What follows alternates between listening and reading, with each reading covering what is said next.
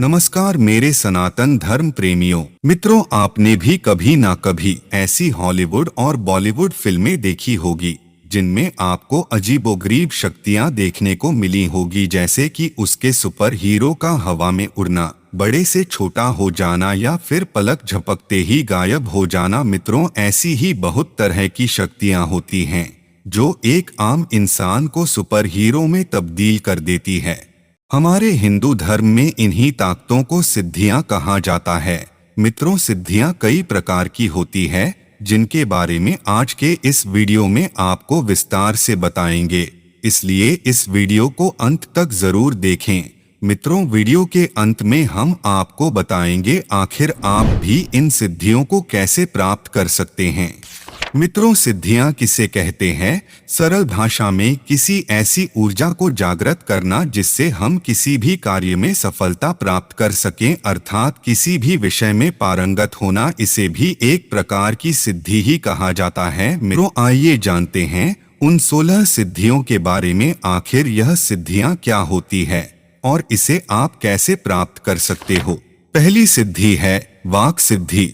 इस सिद्धि में जो भी वचन बोले जाए वह वचन कभी व्यर्थ न जाए, प्रत्येक शब्द का महत्वपूर्ण अर्थ हो। जो व्यक्ति वाक सिद्धि का ज्ञान प्राप्त कर लेता है उस व्यक्ति में श्राप और वरदान देने की क्षमता होती है और वह व्यक्ति इस संसार के किसी भी प्राणी को श्राप या वरदान दे सकता है, लेकिन वह अपनी सिद्धियों का गलत इस्तेमाल नहीं कर सकता है। मित्रों, अगली सिद्धि है दिव्य दृष्टि सिद्धि।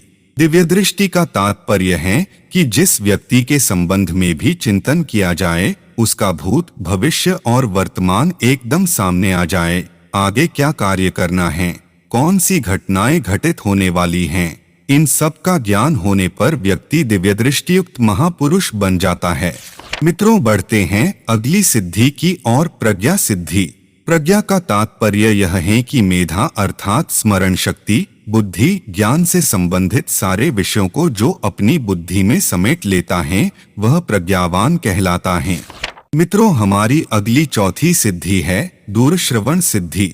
इसका तात्पर्य यह है कि भूतकाल में घटित कोई भी घटना, वार्तालाप को पुनः सुनने की क्षमता जिस इंसान में रहती है उससे दूरश्रवण सिद्धि कहते हैं।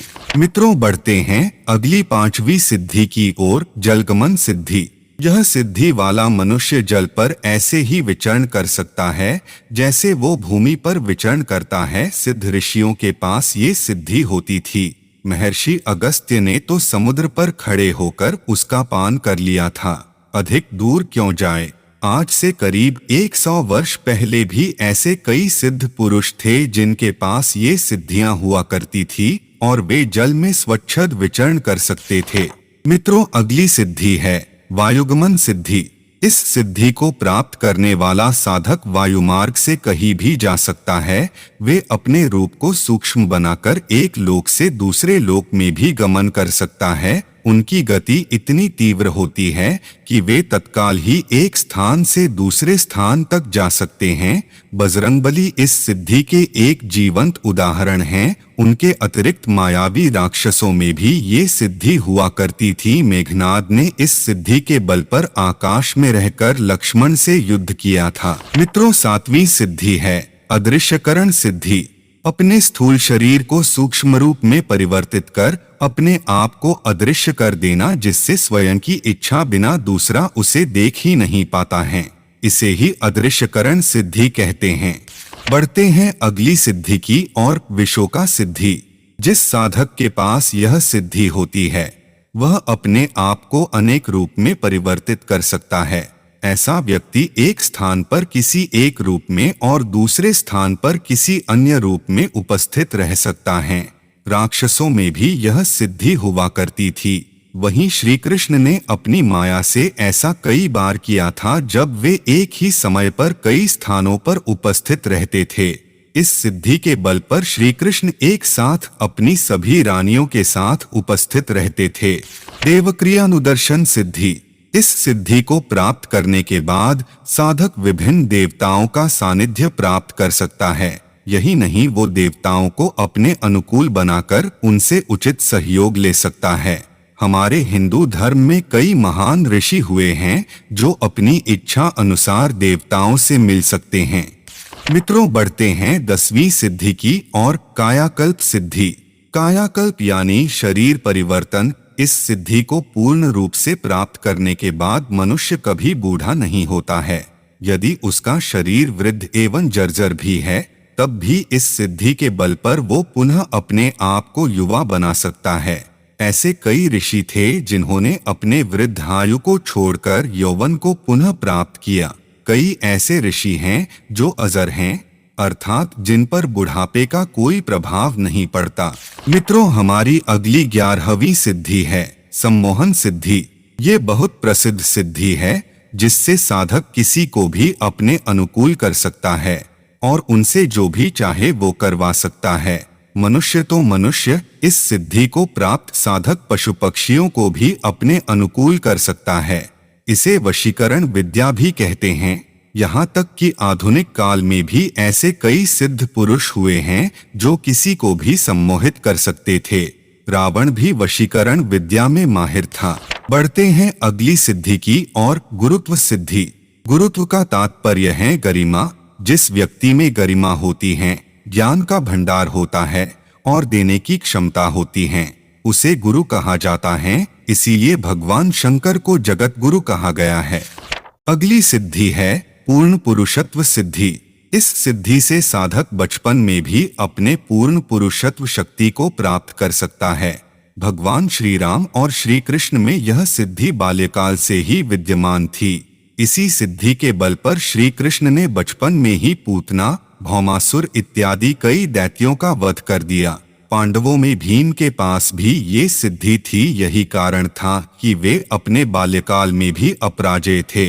श्री राम के पुत्र लव और कुश ने भी इसी सिद्धि के बल पर अपने बचपन में ही पूरी अयोध्या की सेना को परास्त कर दिया था। मित्रों, अगली सिद्धि है सर्वगुण संपन्न सिद्धि।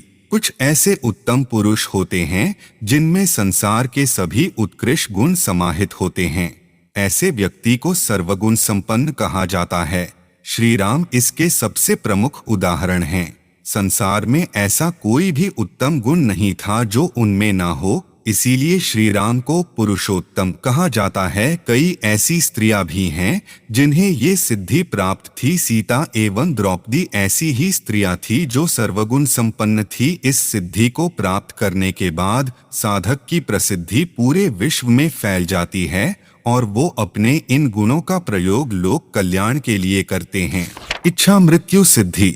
इस सिद्धि को प्राप्त साधक अपनी इच्छानुसार अपनी मृत्यु का चुनाव कर सकता है, अर्थात उनकी इच्छा के बिना स्वयं काल भी उन्हें छू नहीं सकता है। यही नहीं, वो अपनी इच्छा अनुसार एक शरीर को त्याग कर दूसरा शरीर धारण भी कर सकता है। इच्छा मृत्यु की सिद्धि प्राप्त व्यक्तियों में सबसे प्रसिद्ध पितामह भीष्म हैं। उन्हें अपने पिता शांतनु से इच्छा मृत्यु का वरदान मिला था। वे वैसे ही एक अजेय योद्धा थे और उनकी इच्छा मृत्यु की सिद्धि के कारण उनकी मृत्यु और पराजय असंभव थी। मित्रों, बढ़ते हैं अगली और आखिरी सिद्धि की और अनुर्मी सिद्धि। इस सिद्धि को प्राप्त व्यक्ति पर सृष्टि की किसी भी घटना का कोई प्रभाव नहीं पड़ता। ऐसा व्यक्ति भूख प्यास, सुख दुख, सर्दी गर्मी इत्यादि से परे होता है। उसके लिए जीवन एवं मृत्यु समान होती है और संसार के सभी योनि के जीव उनके लिए समान होते हैं। जो सिद्ध पुरुष ईश्वर का वास्तविक स्वरूप जान लेते हैं, वो स्वाभाविक रूप से इस सिद्धि को प्राप्त कर लेते हैं। श्री कृष्ण ने भी गीता में अर्जुन को इस ज्ञान को देने का प्रयास किया था। मित्रों, क्या आपने भी कभी सोचा है कि इन सिद्धियों को आप कैसे प्राप्त कर सकते हो? दोस्तों, सिद्धियों की प्राप्ति की राह इतनी आसान नहीं है। इनके लिए जीवन का अनुशासित होना, मन पर नियंत्रण होना अति आवश्यक है। आत्मज्ञान के लिए सिद्धि की आवश्यकता नहीं होती और आत्मज्ञानी इनकी सदा उपेक्षा करता है, क्योंकि एक आदर्श अभ्यास में सिद्धियों का प्रदर्शन निरुत्साहित किया जाता है, क्योंकि उन्हें ध्यान भटकाने वाला माना जाता है। पतंजलि योग सूत्र में भी महर्षि पतंजलि जी ने कहा है, जन्म से, औषधि से, मंत्र से, तप से और समाधि से सिद्धियां प्राप्त की जा सकती है। मित्रों, वीडियो को यहीं समाप्त करते हैं। वीडियो को लाइक और चैनल को सब्सक्राइब करना ना भूले। मिलते हैं अगले वीडियो में। धन्यवाद।